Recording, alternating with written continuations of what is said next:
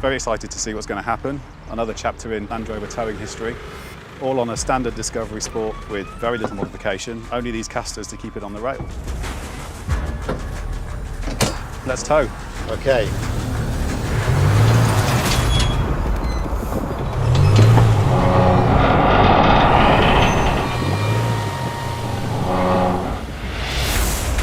Everything's moving now.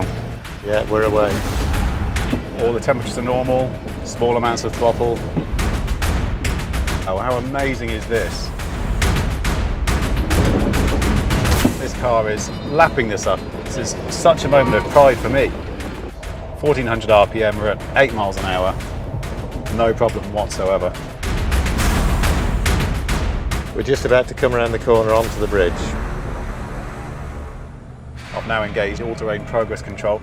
I've got feet off, I'm on the rails, and we're still towing.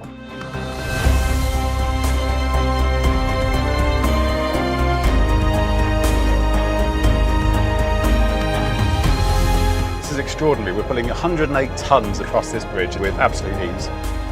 That is remarkable.